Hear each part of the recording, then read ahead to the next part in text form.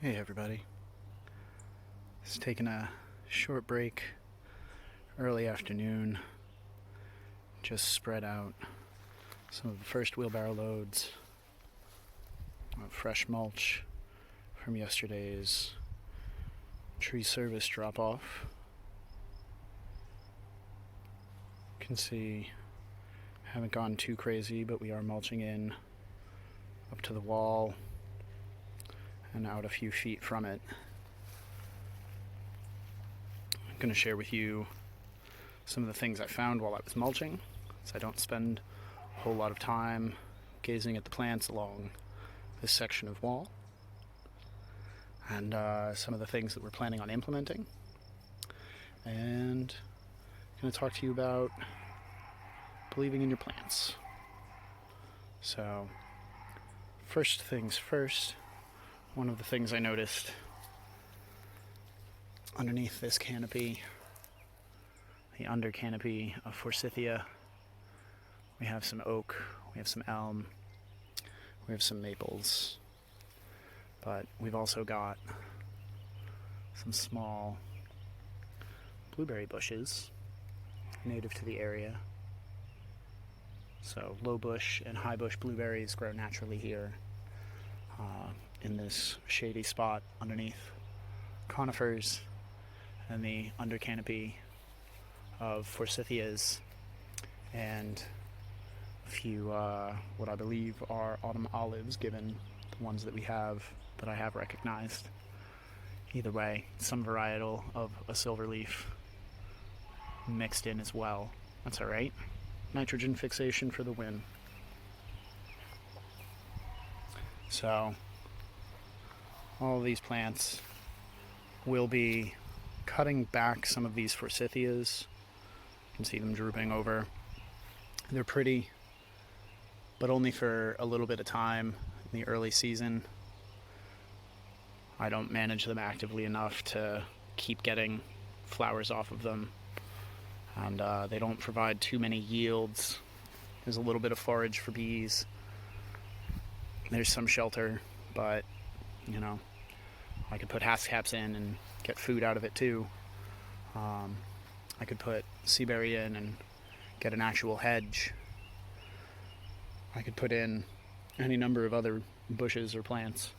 I could throw down a whole bunch of blueberries. I don't know that the soil is quite as acidic as I would need it to be for a bunch of blueberries, but that's our plan. So I'll be burying in all of the tips to propagate out, just in case I do want any more forsythias in the future. But we'll be cutting these back, putting in cuttings from our elders and other hascaps at the end of this season to overwinter in the new bed.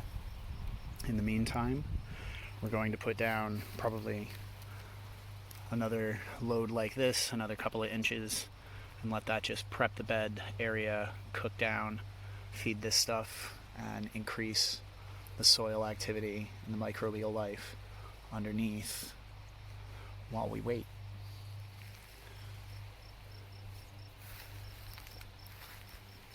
These sorts of successional strategies are talked about, but every single plant has its life cycle. It has a point where it's going to stop being as productive, and it's going to start to get shaded out in spots, die back in some areas, and if the tree loses vigor, if the tree reaches the end stage of its lifespan, you'll start seeing pest species start to build homes in it, take over. You'll see obvious signs of stress. But you'll also see the way that nature plants very, very closely. So, what looks to be another autumn olive, an oak,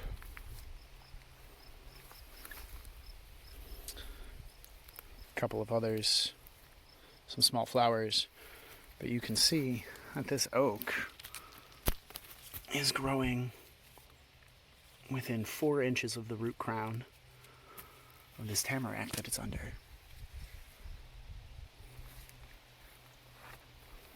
Likewise, the other tamarack, yet another oak,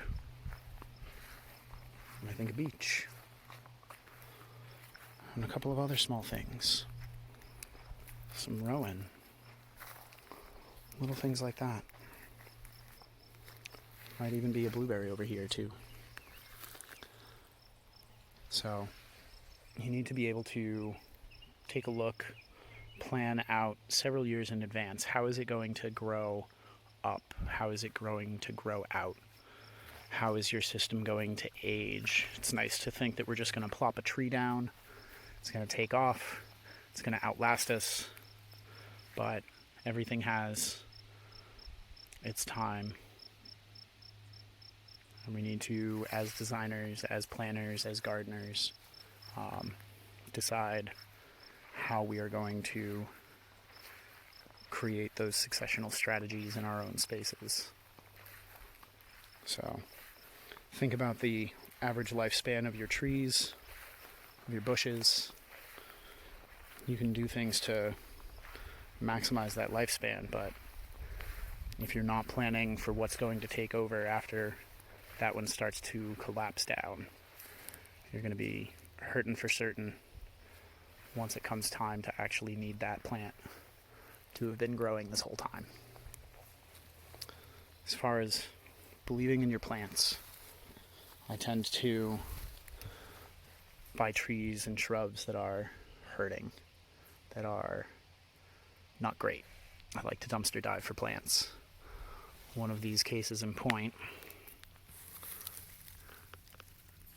was this guy right here. A little Nanking cherry that I picked up for $1, maybe. Didn't look great, but I have new growth on this. I have 2 new shoots coming off of that main stick.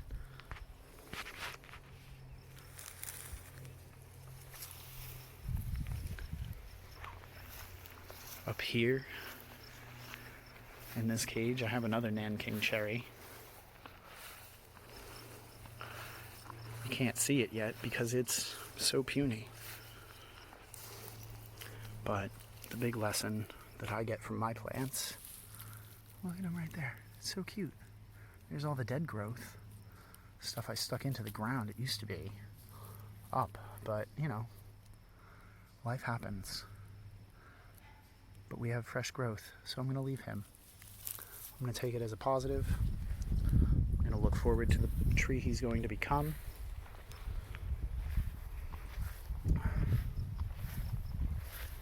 Over here, last year, this little thing looked just like those guys did. And you can see a big twiggy stick sticking out of the ground. It's being hidden by the rest of the leaves that have come out now. And I mean, yeah, this isn't an impressive tree. Far from it. It's growing up under this oak, though. Not under this oak, under this tamarack with the oak and a silverberry on the other side. Successional strategies at play. I don't need this to be a full shade-producing tree. I just need it to do its own thing. I've planted this out even further than nature would, but in a few years this will be producing. I'll have spent 50 cents on it, and it'll be doing what it's supposed to. Our plants don't give up. They keep trying. They keep fighting for that growth, for every inch they can gain. It's our job to provide them with the resources they need to perform. But sometimes, it's really just time. If you buy a plant that just looks like a stick, give it some love. Give it a chance to do something. Sad-looking hazelnuts.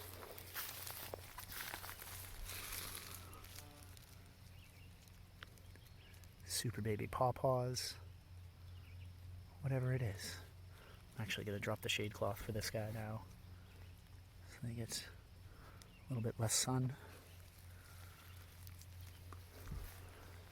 Shade your baby pawpaws.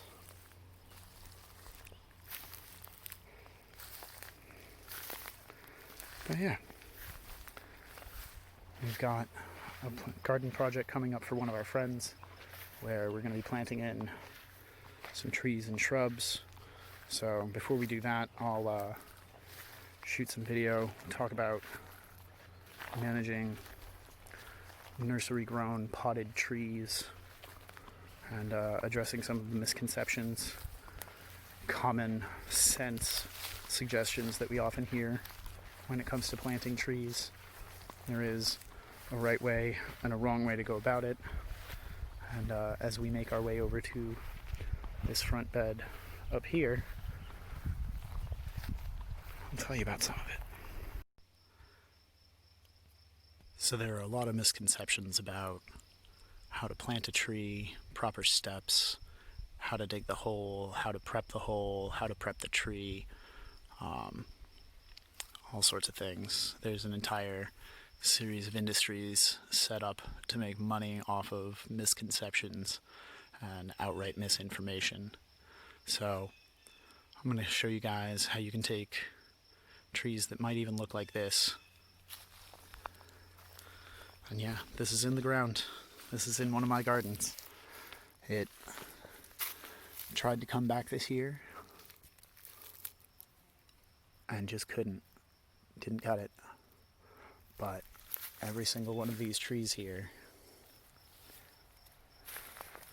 looked like that guy did at the end of last season.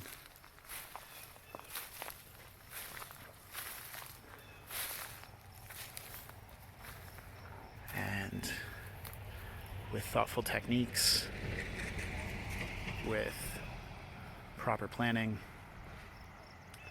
with doing things correctly, you can have success even with trees that look like they've died completely back.